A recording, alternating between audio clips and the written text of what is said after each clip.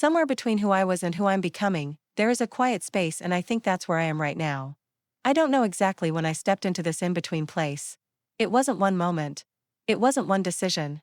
It was more like waking up one morning and realizing the world hasn't changed, but you have, not dramatically. Not visibly. Just subtly. Quietly. In a way that others might not notice, the way a tree changes from summer to autumn. Not with a crash. Not with a single sound.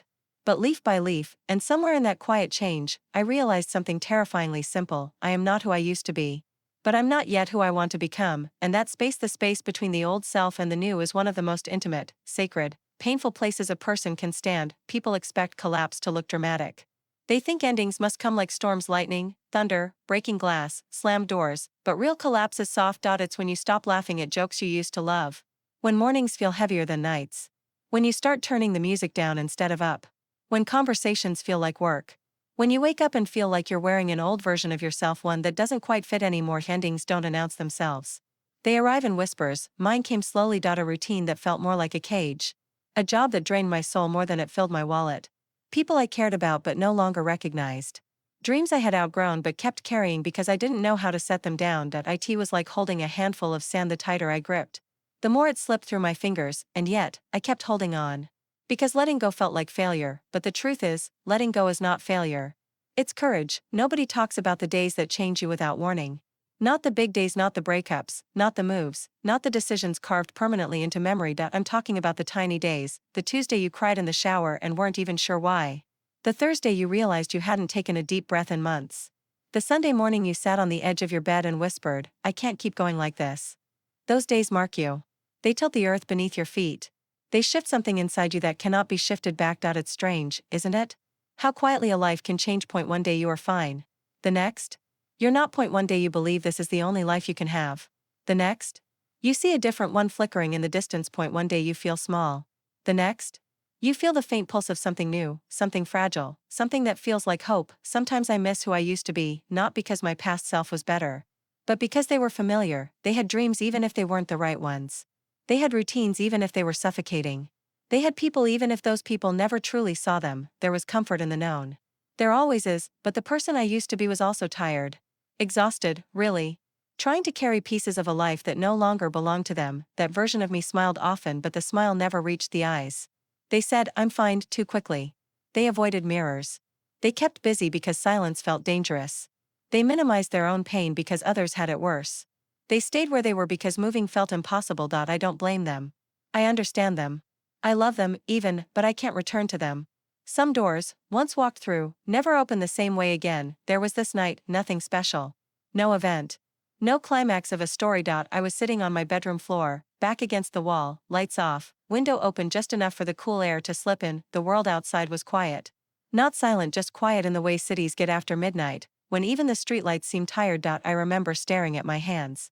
These hands that had carried so much people, dreams, failures, expectations, and for the first time in a long while, I felt present inside my own skin, not running, not pretending, not performing, just existing. And in that stillness, a sentence floated into my mind, not loud, not urgent, but true. You deserve a life that feels like you.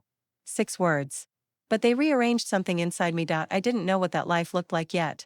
But I knew what it didn't look like, and sometimes clarity begins with elimination. We don't fear change. We fear loss of certainty. Loss of familiarity. Loss of our reputation, our identity, our place in the world. Loss of the stories we've told ourselves for years. Beginning again means admitting, I don't know. I'm unsure. I am stepping into something without guarantees. And that vulnerability is terrifying, but here's the truth I learned the hard way. Staying the same hurts more than starting over. It just hurts slower. It eats at you in pieces, quietly, until one day you wake up and realize you've become a stranger to yourself. Starting over isn't about bravery.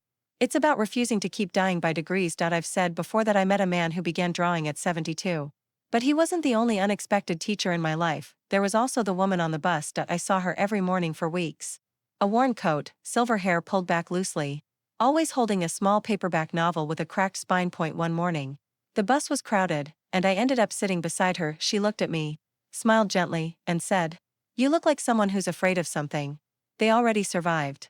It startled me how easily a stranger could see through the armor I thought was invisible. We ended up talking. She told me about her life, the marriage she left at 48. The bakery she opened at 53, the town she moved to at 61.